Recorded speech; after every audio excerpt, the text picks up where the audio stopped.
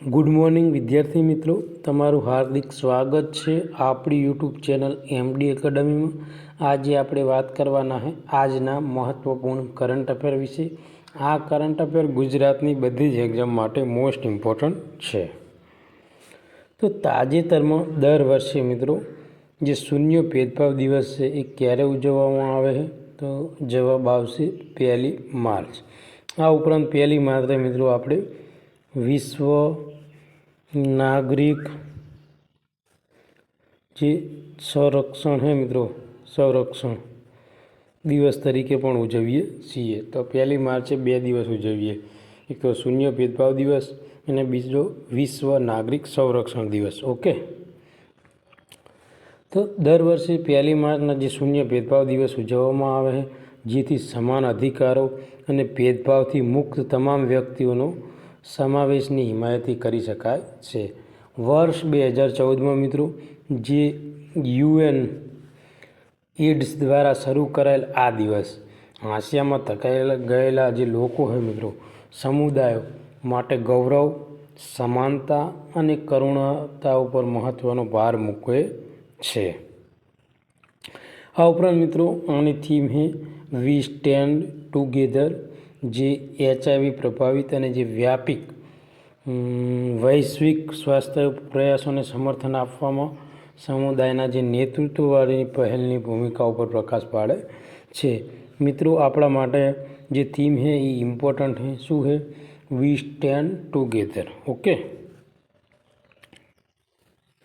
તાજેતરમાં મિત્રો આર્મી ચીફે પ્રથમ વિશ્વ યુદ્ધના ભારતીય સૈનિકોને ક્યાં શ્રદ્ધાંજલિ આપી? તો મિત્રો ફ્રાન્સમાં। ક્યાં શ્રદ્ધાંજલિ આપી છે? ફ્રાન્સમાં।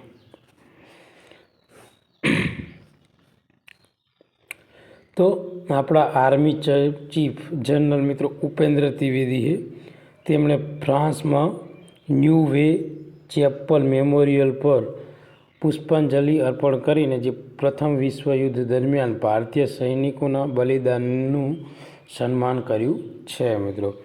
આમ સ્મારક ખાસ કરીને 1915માં ન્યૂવે ચેપલ યુદ્ધમાં ભારતીય સૈનિકોના યોગદાનને યાદ કરાવે છે। તો મિત્રો મોસ્ટ ઇમ્પોર્ટન્ટ ક્વેશ્ચન છે, આવનારી એક્ઝામમાં પૂછાઈ શકે। તાજેતરમાં જે મામનુરમાં કયા રાજ્યમાં બીજા એરપોર્ટને મંજૂરી આપવામાં આવી છે? તો તેલંગાણામાં મિત્રો જે આ મામનુર છે મિત્રો ત્યાં બીજા એરપોર્ટને મિત્રો પરમિશન આપવામાં આવી છે અથવા તો કે મંજૂરી આપવામાં આવી છે। કેન્દ્ર સરકારે મિત્રો તેલંગાણાના જે મામનુર ખાતે બીજા એરપોર્ટ વિકસાવવાની મંજૂરી આપી છે, જે વારંગલ નજીક સ્થિત છે અને હૈદરાબાદથી 150 કિલોમીટરના અંતરે છે, જેમાં આ એરપોર્ટના વિકાસ માટે મિત્રો 253 એકર જમીન સંપાદિત કરવા માટે અને 205 કરોડની ફાળવણી કરવામાં આવી છે મિત્રો। તાજેતરમાં કઈ અવકાશ એજન્સીએ જે એસપી હેરે એક્સ ટેલિસ્કોપ મિત્રો લોન્ચ કરવાની તૈયારી કરી રહી છે? તો મિત્રો નાસા મિત્રો જે આ એસપી હેરે એક્સ જે ટેલિસ્કોપ છે મિત્રો એ લોન્ચ કરવાની તૈયારી કરી રહ્યું છે। તો મિત્રો જે એસપી હેરે એક્સ છે મિત્રો એનું ફૂલ ફોર્મ શું છે? તો spectrophotometer for the history of the universal epoch of જે રિયોનાઇઝેશન અને જે આઈસ એક્સપ્લોર એ મિત્રો એનું ફૂલ ફોર્મ છે। સમયગાળો છે 2 વર્ષનો। મોસ્ટ ઇમ્પોર્ટન્ટ ક્વેશ્ચન છે મિત્રો। નાસા દ્વારા મિત્રો એસપી હેરે એક્સ ટેલિસ્કોપ લોન્ચ કરવાની તૈયારી કરી રહ્યું છે, જે બ્રહ્માંડનો સૌથી વિગતવાર અને રંગીન નકશો બનાવવા માટે રચાયેલ છે। આ ટેલિસ્કોપ માનવ દ્રષ્ટિની મર્યાદાથી ઘણા દૂર 96 બેન્ડમાં પ્રકાશનું વિશ્લેષણ કરવા માટે અને જે ઇન્ફ્રારેડ સ્પેક્ટ્રોસ્કોપીનો ઉપયોગ કરશે અને આ સમગ્ર અવકાશનો રંગીન નકશો બનાવશે. એટલે આ જે ટેલિસ્કોપ છે મિત્રો, એનો ઉપયોગ શું કરવાનો છે? તો રંગીન નકશો બનાવવા માટે આનો ઉપયોગ કરવાનો છે. કોના દ્વારા બનાવવામાં આવ્યું છે મિત્રો? તો નાસા દ્વારા. પોલીસ કોન્સ્ટેબલ અને જે PSIની એક્ઝામ છે મિત્રો, એમાં વિધાનમાં આ ક્વેશ્ચન આવી શકે છે, 2 વિધાનમાં, કે ભાઈ આ જે ટેલિસ્કોપ છે કોના દ્વારા લોન્ચ કરવામાં આવેલો, ઈસરો લખ્યું કે ગમે, તો પહેલું વિધાન આપણે ખોટું કરવાનું. તો કોના દ્વારા? તો કે નાસા દ્વારા બનાવવામાં આવેલું છે. ઉપયોગ શું છે? કે બ્રહ્માંડ અથવા બ્રહ્માંડ છે મિત્રો, એનો રંગીન નકશો બનાવવાનો આનો ઉપયોગ છે.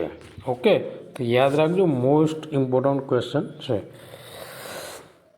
જેમ્સ વેબ સ્પેસ ટેલિસ્કોપ જેવા અન્ય ટેલિસ્કોપની વિપરીત જે નાના પ્રદેશો પર ધ્યાન કેન્દ્રિત કરે છે અને SP હેરે X બ્રહ્માંડની રચના, ગેલેક્સી ઉત્ક્રાંતિ અને જીવન બનાવતા અણુઓના વિતરણ સમજવામાં વૈજ્ઞાનિકોને મદદ કરવા માટે મોટા પાયે વિસ્તારનો નકશો બનાવે છે. ફેબ્રુઆરી 2025માં ભારતીય વાયુસેના દ્વારા ત્રિસેના સિનર્જીને વધારવા માટે ક્યાં આયોજિત કરવામાં આવ્યું? નામ શું છે? તો ડેનિયલ હર્ટ. તો વાયુસેનાએ 24 ફેબ્રુઆરી દરમિયાન જોધપુરમાં મિત્રો ડેનિયલ હર્ટ 2025નું કસરતનું મિત્રો આયોજન કર્યું હતું, જેમાં આર્મી પેરા, પછી છે SF, BSF, નેવી માર્કોન્સ અને વાયુસેનાના ગરુડ કમાન્ડોએ ભાગ લીધો હતો. આ કવાયત હવાઈ હુમલા, ચોકસાઈવાળા હુમલા, આતંકવાદી વિરોધી અને જે શહેરી યુદ્ધ જેવા વિવિધ દ્રશ્યો દ્વારા દળોની લડાઈ પર તૈયારી ચકાસવા માટે ડિઝાઇન કરવામાં એક હતી. તાજેતરમાં કઈ બેંકે S&P ગ્લોબલ સસ્ટેનેબિલિટી રેન્કિંગ 2025માં ટોચ ઉપર રહ્યું હોય? તો યસ બેંક. તો S&P ગ્લોબલ કોર્પોરેટ સસ્ટેનેબિલિટી જે એસેસમેન્ટ 2024 અને જે કાર્બન ડિસ્ક્લોઝર પ્રોજેક્ટ અનુસાર સતત 3જા વર્ષે યસ બેંક ટકાઉપણામાં ભારતની સૌથી વધુ રેટિંગ ધરાવતી બેંક તરીકે માન્યતા આપવામાં આવી છે. જે 100માંથી 72 મિત્રો જે ગ્લોબલ કોર્પોરેટ સ્ટેબિલિટી એસેસમેન્ટનો સ્કોર પ્રાપ્ત કરી અને એકમાત્ર ભારતીય બેંક બની છે. તો આ ક્વેશ્ચન પણ ઇમ્પોર્ટન્ટ છે. તાજેતરમાં કોની આત્મકથા જે દિયાસલાનું વિમોચન કરવામાં આવ્યું છે? તો જે કૈલાસ મિત્રો સત્યાર્થી છે એની મિત્રો આત્મકથા. સંસ્કૃતિ મંત્રાલય હેઠળ Indira Gandhi international centre for the arts એ જે સત્યાર્થી મુવમેન્ટ ફોર ગ્લોબલ કેમ્પસના સહયોગથી મિત્રો નોબલ શાંતિ પુરસ્કાર વિજેતા જે કૈલાસ સત્યાર્થીની આત્મકથા છે મિત્રો, દિયાસલાઈ પર સાહિત્ય ચર્ચાનું એક આયોજન કર્યું હતું અને તે પુસ્તકનું વિમોચન કરવામાં આવ્યું છે. તાજેતરમાં કયા રાજ્ય દ્વારા સિંહોના સંરક્ષણ માટે 2900 કરોડ પ્રોજેક્ટ લાયન સિંહ @2047 શરૂ કર્યો છે? તો ગુજરાત દ્વારા મહત્વપૂર્ણ પ્રોજેક્ટ શરૂ કરવામાં આવ્યો છે. સાસણગીર ખાતે ગીર વિસ્તારના વન્ય જે પ્રાણીઓનું મોનિટરિંગ માટે એક હાઈટેક મોનિટરિંગ સેન્ટર અને જે વેટરનરી હોસ્પિટલનું નિર્માણ કરવામાં આવશે આ પ્રોજેક્ટ હેઠળ. રેલવે લાઇન પર સિંહોના પ્રભાવિત અકસ્માત નિવારવા માટે મિત્રો રેલવે સાથે SOPની રચનાને લીધે અકસ્માતમાં નોંધપાત્ર ઘટાડો થયો છે. અને 2020માં મિત્રો સિંહની વસ્તી ગણતરી કરવામાં આવી હતી, તો ગુજરાતમાં સિંહ કેટલા હતા? 674 સિંહ હતા.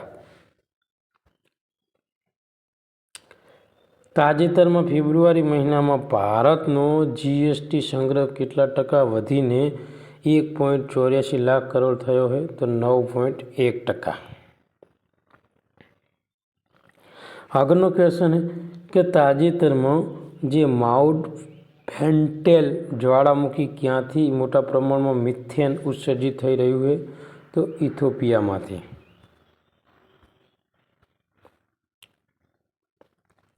તાજેતરમાં કોણે છત્તીસગઢ ઓપન ટાઇટલ જીત્યું છે? તો જે શૌર્ય ભટ્ટાચાર્ય છે મિત્રો, એના દ્વારા આજે છત્તીસગઢ જે ઓપન ટાઇટલ મિત્રો જીતી લેવામાં આવ્યું છે. તો આજનું આ મહત્ત્વપૂર્ણ કરંટ અફેર આપણે અહીંયા પૂરું કરીએ છીએ. તમને ગમ્યું હોય તો વિડીયોને લાઈક કરજો, શેર કરજો અને તમારા બીજા મિત્રોને મોકલી આપજો. થેન્ક યુ, ધન્યવાદ.